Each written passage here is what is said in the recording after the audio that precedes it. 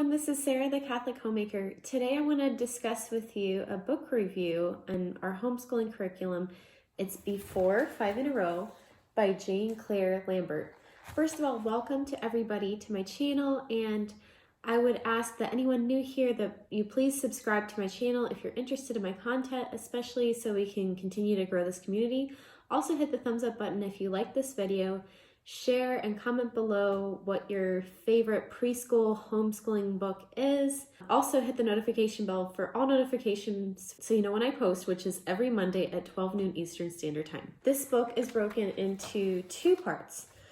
The first part is stories and activities. So there are recommended reading or recommended stories in the first part of the book, and each section or each story, it breaks down by different categories or activities that they recommend. And it's just really interesting because it makes it a lot more interesting to read a book to your preschooler and to more than just read it. You're actually like really digesting the book and doing activities. So the child is learning all these different subjects for one book in particular.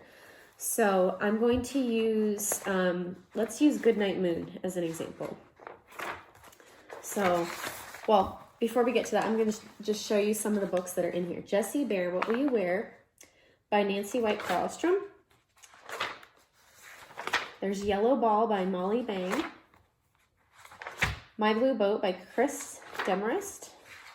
The Little Rabbit by Judy Dunn. Ask Mr. Bear by Marjorie Flack. I think we've read about half of the books in this book so far. The books that we hadn't read, I started to check out at the library that we didn't own. Blueberries for Sale by Robert McCloskey. There's a zoology exercise in this one and a classification, like an animal classification activity. Goodnight Moon by Margaret Wise Brown. Okay, so for almost every single story in here, there's a Bible verse that is given in relation to a lesson from the story.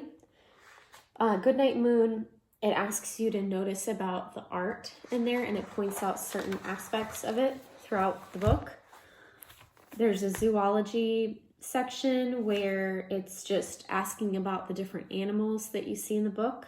There's a memory activity, nursery rhymes for literature in there, storytelling section. There's also a parent's note in here. Vocabulary, it's breaking down like one or two words in here that the child might not be familiar with and trying to explain it to them.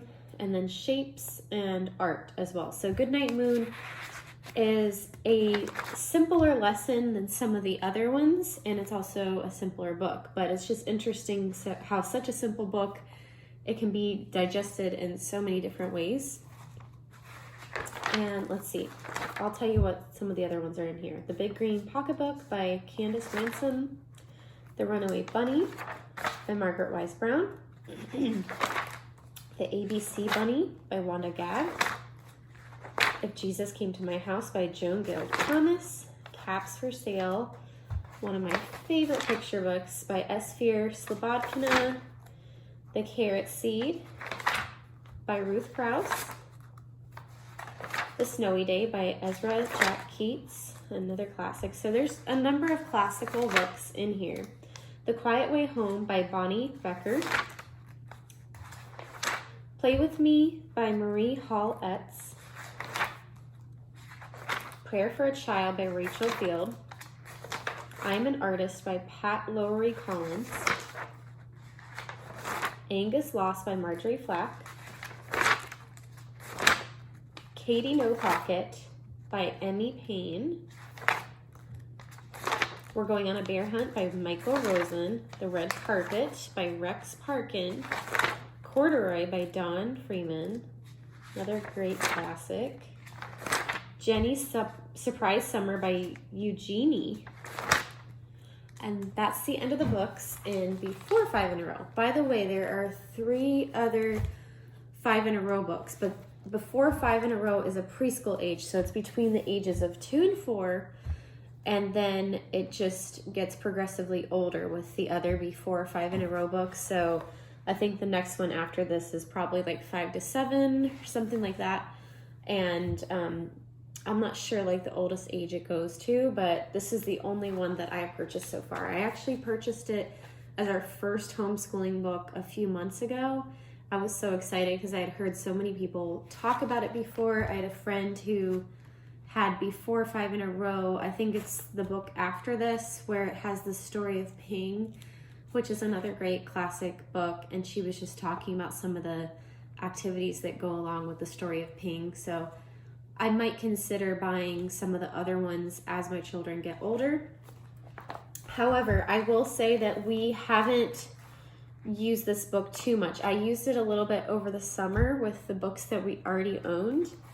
And then once we started our homeschooling about 6 weeks ago, I kind of put it to the side. There were some other books that we checked out at the library since then, and I kind of quickly went through the lessons, but honestly, it was a little too much to do this and our Mother of Divine Grace / Mater Amabilis curriculum. So I would say if you just want to be really laid back with your 4-year-old, you don't really want to put them in a program, or not put them in a program, you don't want to purchase an official curriculum for them, I would say this is a wonderful book to use as just something to have more structure in there, but it's not super structured because it gives you different activities and things. There's like math or science depending on which story you're talking about.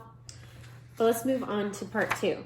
Part 2 is the parent's treasury of creative ideas for learning readiness. So I'm just going to tell you what some of it includes because there's all kinds of stuff that's included in this second part.